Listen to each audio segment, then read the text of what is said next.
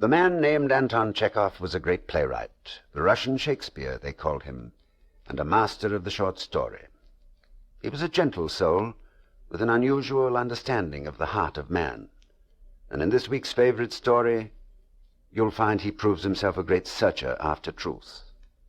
That is a very amusing point of view, Sergei. I don't think it's an amusing subject. Well, our young lawyer speaks. Tell us, Semyon, why is it not an amusing subject? To take a man's life, that's murder. Well, for the individual to do such a thing, yes, for the individual private citizen. But for the state to take a man's life, that is another matter. Now, are you going to try to tell us that when a criminal is convicted in a fair trial by a court of justice and is ordered to be hung by the Tsar's executioners, that is murder? The state is not God, Stakovich. It has no right to take away something that it can't give back.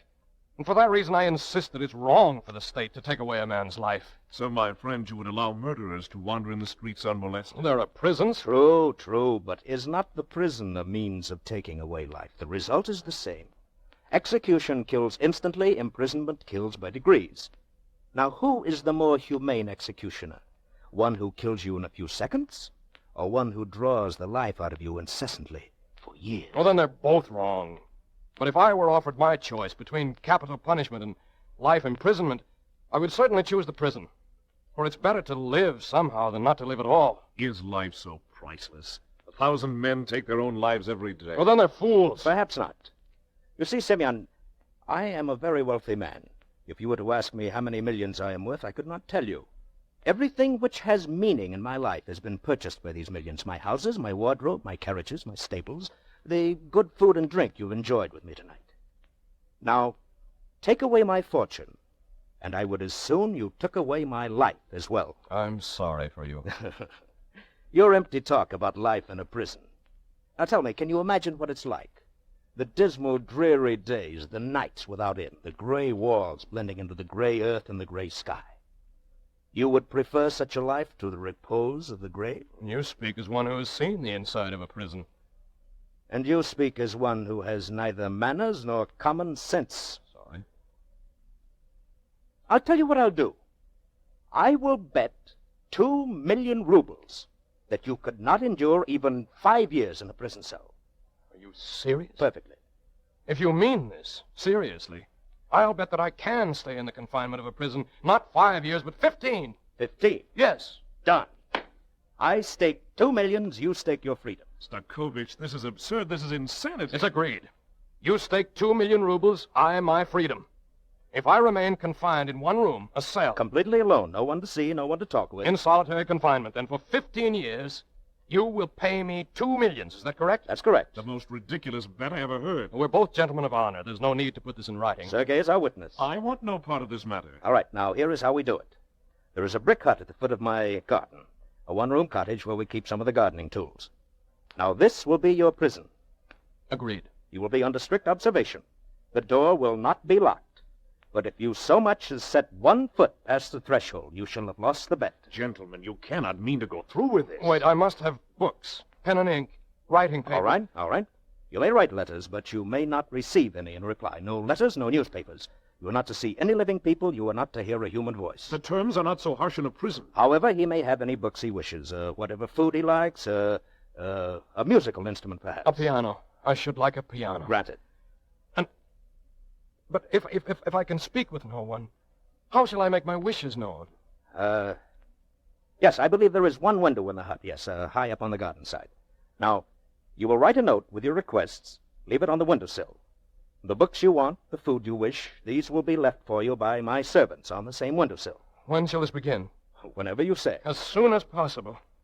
Midnight tomorrow night, the 19th of May. And at midnight on the 19th of May, 15 years hence, you will pay me 2 million roubles. If you remain in confinement, which of course you will not. Gentlemen, come to your senses. This is a joke, my friends. Let it pass as such. No, I have made an agreement. I intend to abide by it. No, seriously, Semyon, Sergei is right. This is foolishness. 2 millions is nothing to me, but you stand to lose 3 or 4 years of your life. Now, I say 3 or 4 because you'll never stick it out any longer. And don't forget, young fellow, that voluntary imprisonment is much harder to endure than forced imprisonment. You will be your own jailer. A simple, muscular movement, a few footsteps, and you can be as free as any other man. Now, are you foolish enough to think that you could keep this bargain, even for 2 million rubles? I shall be at the gardener's cottage 10 minutes before midnight tomorrow, according to the terms of the bet.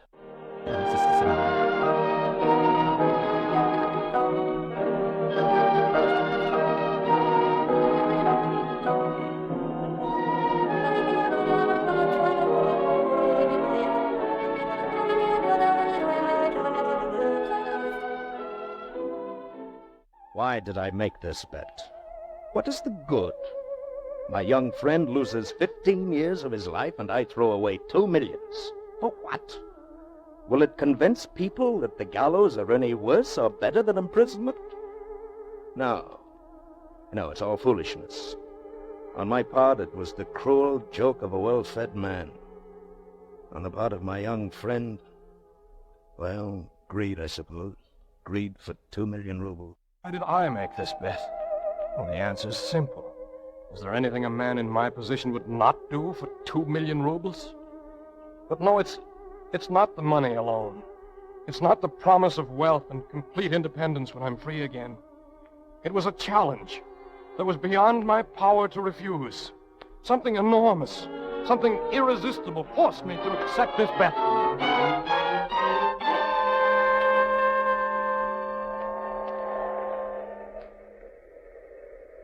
The time, Sergei? 3 minutes until midnight. 3 minutes to live, Semyon. To see stars overhead, to smell the wind fresh off the meadow. 3 minutes and you go to your death. A slow, tortuous death in life. That little hut is going to be your grave, my young friend. But an open grave that you can leave any time and rejoin a living. You think you will refuse? You think you have the faintest chance of winning this bet? The time? 2 minutes before midnight. Semyon, consider, I am not pleading with you because I wish to save paying you 2 millions. That is only 2 grains in the sands of my fortune. But I cannot bear to be the instrument of this useless gesture. Semyon, how old are you? 30? 28? Or 29, more likely. 15 years from tonight, when you come out through that door, you will be past 40. And you will look... How do you think you will look, my friend? 1 minute? Less than that. Wait!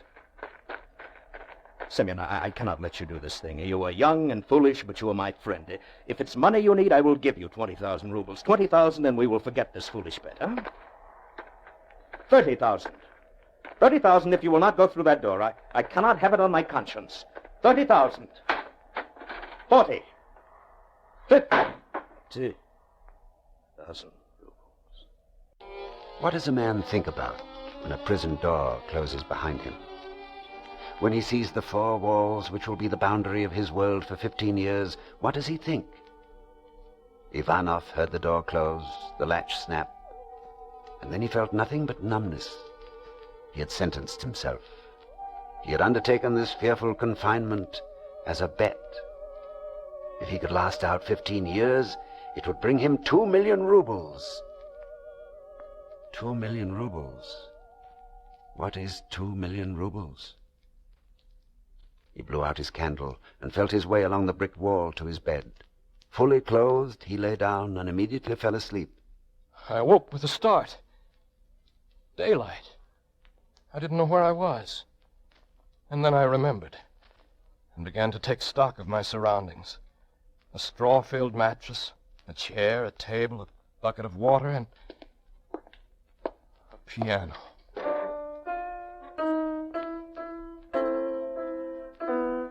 What pity I'd never had time to learn to play. I could study now. Now I would have time to learn. I would send for a manual of the piano. I would teach myself. I placed a note high up on the window ledge and waited. Shortly it was drawn out of my sight by an unseen hand. And in due time, some food and a book appeared on a tray there on my windowsill. And I ate, and then began practicing the chords and scales in the piano manual.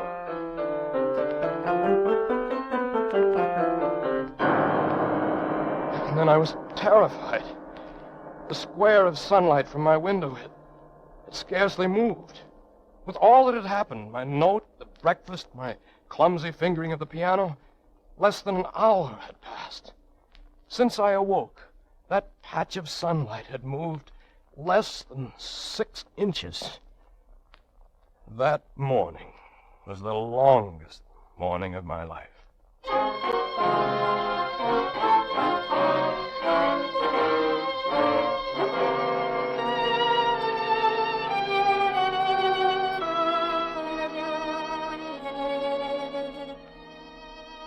And what do you hear from your guest at the bottom of the garden, Stakovich? Does he seem contented? Here, read his notes. Ah, my dear jailer, please send me coffee and gruel and a manual for the study of the pianoforte. That was his first note 2 weeks ago. You complied? At once. Read some more. My dear jailer, make me laugh. Send me a book which will make me laugh. How pitiful. Yes. Read this. He sent it an hour ago. I beg of you, dear jailer, when the servant brings my coffee tomorrow, let him say good morning. I must hear the sound of a human voice. Well, Stakovich, what will you do? The prisoner will be served in silence. Those were the terms of the bet.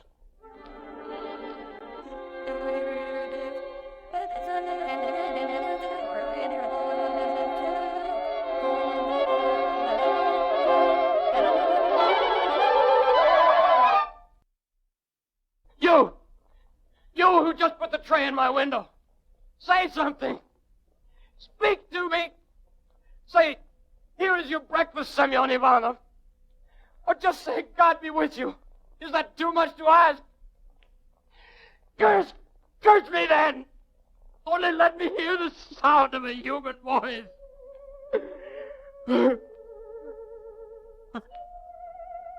I can hear a human voice. I can hear all the human voices I like.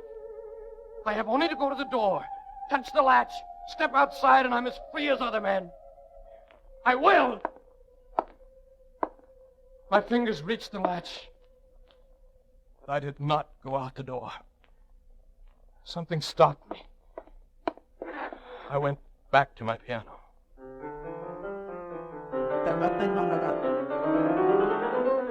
Hour after hour, for days and months on end, I sat at my piano keyboard until I knew I was master of the instrument.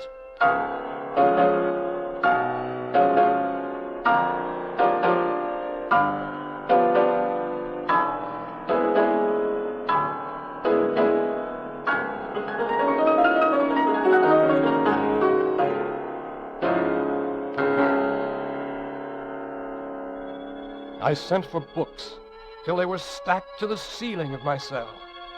The great writing of all time, the philosophers, Aristotle, Socrates, Confucius.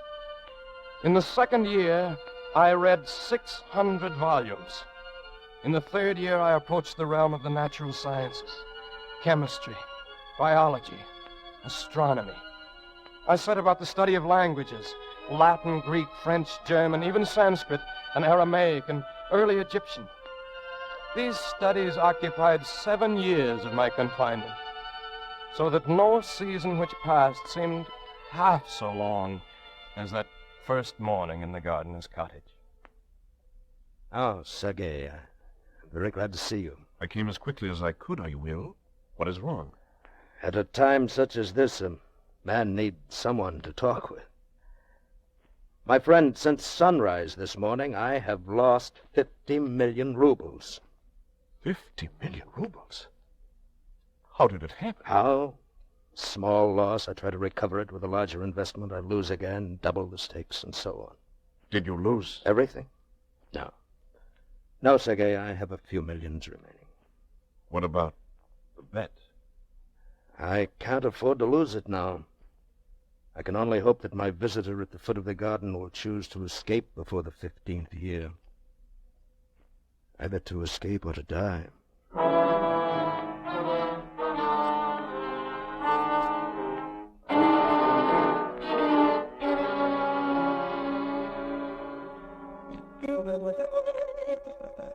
These events were not known to me, only guessed at.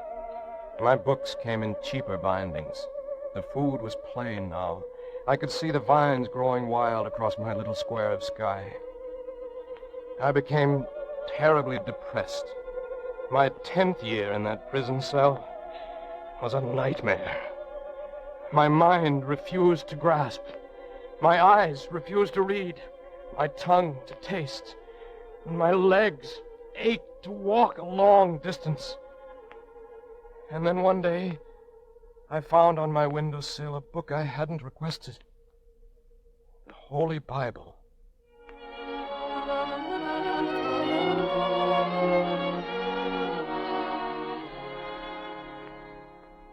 For 2 years, he has read nothing else. You still supply whatever he asks for?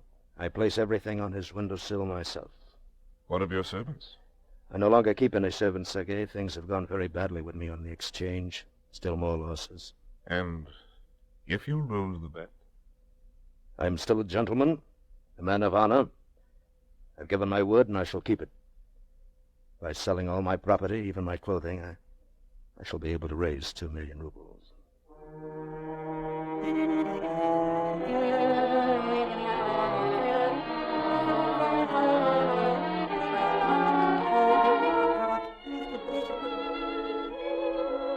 There is the square of yellow light, crisscrossed with vines, like veins in the hand of an old woman. An hour from now it will be midnight, and he will have won the bet. An hour from now he will have 2 million rubles, and I will have the coat on my back. That is all. There is nothing left. The man must die.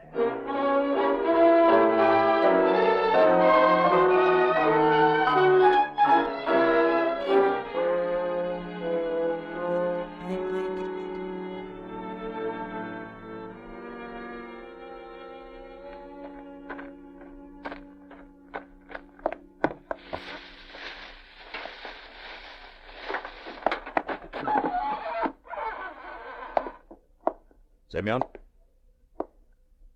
Semyon! Gone. He's gone. No, my friend. I am here at the piano. Put away your gun. It's not yet midnight. You haven't lost the bet. Not yet. Semyon, I must tell you, I do not intend to lose it. There is something I must say to you before this business is concluded. What music is appropriate? What shall I play? The Danse Macabre? In a few moments, unless you choose to put a bullet through my head, I shall be a millionaire twice over, and a free man after 15 years in a solitary cell. These 15 years, I have studied earthly life. In your books, I have spanned continents, sung songs, hunted deer in the forests. Through the magic of your poets, beautiful women, like clouds, ethereal, have whispered wonderful tales to me that made my head spin. I have climbed to the summit of Mont Blanc and seen the sun rise, and watched it turn the rim of the ocean red at twilight. I saw from there how lightning cleaved the clouds. I saw green forests, fields, rivers, lakes, cities. In your books I cast myself into the emptiness of space, worked miracles, preached new religions, all inside this prison cell. The sum total of human thought is compressed into a little lump in my skull, and I despise your way of life. Everything in your existence is void, frail, a mirage. You have taken falsehood for truth, ugliness for beauty. As I read your books, I am appalled at how you could have traded heaven for earth. And to show you my contempt for what you live by, I hereby give up my claim to the 2 million rubles. What? I give up this fortune, which I once considered paradise. By leaving this cell, at 5 minutes before midnight. Isn't that the time now? Yes. Yes. Then I shall wish you good night, my dear Jane. And may God be with you.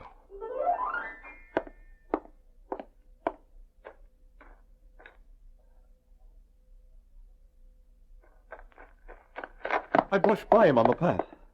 Yes. But it is not yet midnight. You are saved. You're still a rich man. Laugh, my friend. You've won the bet. I'm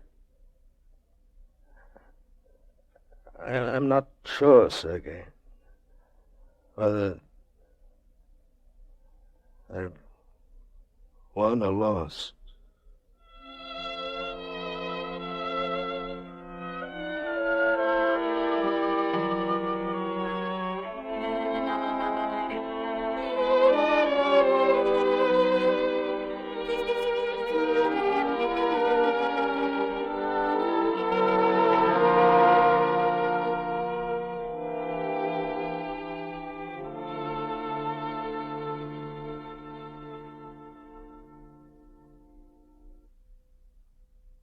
Perhaps you have the answer. Did the man named Stakovich win or lose? At any rate, the bet is a great story. Our thanks to John Beale and William Conrad for their performances, to Claude Sweeten and Dr. Samuel Hoffman, who supplied the unusual music, and to Charles Boyer, who chose Chekhov's moving yarn as his favorite story.